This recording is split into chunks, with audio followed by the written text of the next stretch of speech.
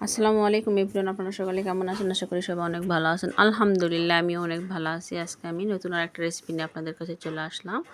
আজকে আমি এত মজাদার একটা রেসিপি খুব সহজে আপনাদের সঙ্গে শেয়ার করব, যেটা পুরো ভিডিওটা দেখবেন, স্কিপ করবেন না। আর পুরো ভিডিও দেখে একটা লাইক দিয়ে ভিডিওটি কন্টিনিউ করে নেবেন। আর নতুন বন্ধু হয়ে থাকলে সাবস্ক্রাইব করে পাশে থাকা বেল আইকনটা ক্লিক করে দিবেন। এই যে দেখুন, আমি ঘরে থাকা নষ্ট হওয়া দুধ দিয়ে আপনারা ফেলে না দিয়ে এত মজাদারভাবে একদম দোকানের মতন স্পঞ্জি রসগোল্লা বানাইতে পারবেন। এটাই আমি আপনাদের সঙ্গে শেয়ার করব। চলুন পুরো ভিডিওটা দেখুন, স্কিপ করবেন না। পুরো ভিডিওটা দেখলেই বুঝতে পারবেন। আমি স্টেপ বাই স্টেপ সব কিছু আপনাদের সঙ্গে শেয়ার করব। আপনার এর আগে আর হয়তো আপনাদের কেউ এভাবে দেখিয়ে দিবে না। চলুন পুরো ভিডিওটা দেখবেন। নিজে প্রথমে আমার ঘরে দুধ ছিল 1 লিটারের মতন ফ্রিজে, সেই দুধটাই কিন্তু নষ্ট হয়ে গেছে। আমি ভালো দুধ কেটে না, আমি প্রথমেই বলছি নষ্ট হওয়া দুধের আমি ছানা দিয়ে এটা আমি বানাবো। এই যে দেখুন, দুধের এই ছানাগুলো ঠিক এরকম হয়েছে। আমি দুধের ছানার একটা শুকনো সুতি কাপড়ে বেঁধে রাখে এভাবে সব পানিটা ঝরিয়ে নিয়েছি।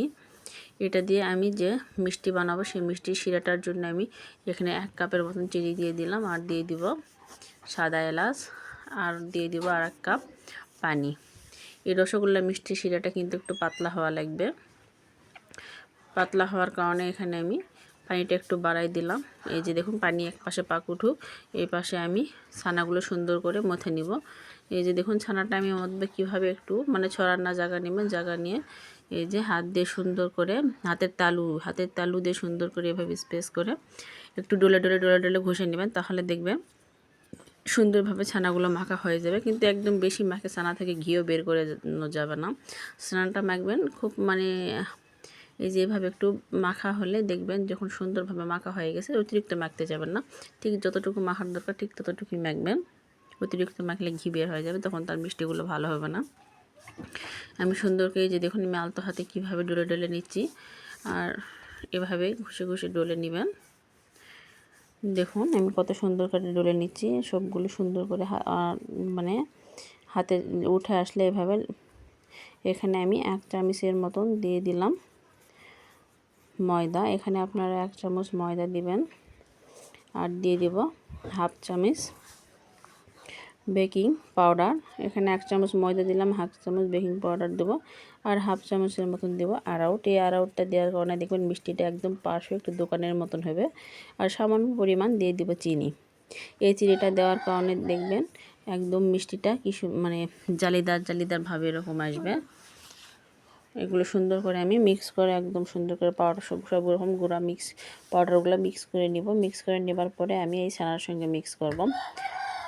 আপনাদের ছানার পরিমাণ যদি বেশি হয় তাহলে পরিমাণ একটু বেশি দিবেন, আর ছানার পরিমাণ কম হলে একটু কমাই দিবেন। আমি এখানে প্রথমেই বলছি, এখানে আমার 1 লিটারের মতন দুধের ছানা আছে।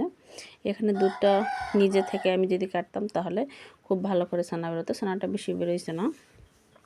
আসলে আমার প্ল্যানও ছিল না যে মিষ্টি করব, হট করে মনে হলো যে মিষ্টি করে নিই। কিছু ছানা আর কি নষ্ট হয়ে গেছে।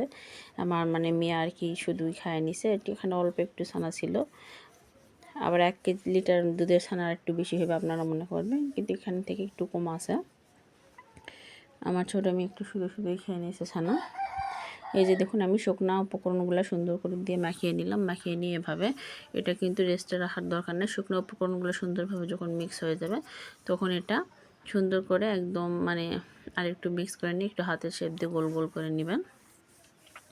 আর আমি যে সিক্রেট বললাম যে অ্যারাউট, এটা খাবার অ্যারাউট দোকানে কিনা পাওয়া যায়। এই অ্যারাউটটা একটু সামান্য পরিমাণে দিবেন, 1/2 চিমটি পরিমাণে। এই অ্যারাউটটা দেওয়ার কারণে আমরা দেখবেন সাধারণত ঘরে মিষ্টি মিষ্টি বানানোর পরে মিষ্টিগুলো কিন্তু ভেঙে যায়।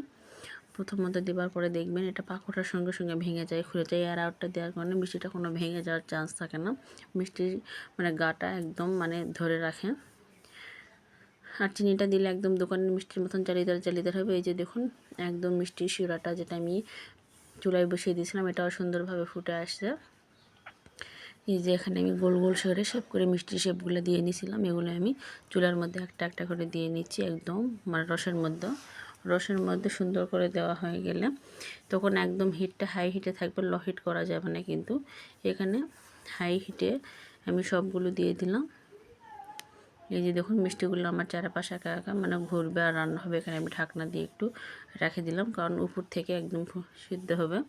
এই যে দেখুন আমি 5 মিনিট পর ঢাকনাটা খুললাম, মিষ্টিগুলো কিন্তু ফুলে ডাবল হয়ে গেছে। আর একটু ঢাকনা দিয়ে আরও আমি 10 মিনিটের মতন রান্না করে নিব। তারপর দেখুন আমার মিষ্টিগুলো মাশাআল্লাহ দিলে কত বড় বড় হয়ে গেছে, একদম ফুলে ফুলে ডাবল। আর একটা মিষ্টিও কিন্তু ভাঙছে না, সবগুলো মিষ্টি একদম আস্তে আস্তে আছে এরকম মিষ্টি। এটা আমি নামিয়ে নিয়ে একটু ঠান্ডার পর পরিবেশন করে দেখিয়ে দিচ্ছি। এই যে দেখুন আমি মিষ্টিগুলো নামিয়ে নিয়েছি, নামিয়ে এখানে আমি 15 মিনিটের মতন জাল করেছি। তারপর আমি নামিয়ে নিয়ে ঠান্ডা করে পরিবেশন করে আমি আপনাদের দেখিয়ে দিচ্ছি। মাশাআল্লাহ দিলে এটা দেখলে কেউ বুঝতেই পারবে না, কিন্তু আপনি দোকানের মতন একদম ঘরে বানিয়ে নিতে পারবেন। কেউ দেখলে কিন্তু বুঝতেই পারবে না আপনি কিন্তু এটা ঘরে বানিয়েছেন, একদম দোকানের মতন একদম পারফেক্ট আমি যে ঘরে বানিয়ে দিয়েছিলাম। এটা কেউ বুঝতেই পারছে না যে এটা আমি ঘরে বানিয়েছি, এতটাই টেস্টি হয়েছিল।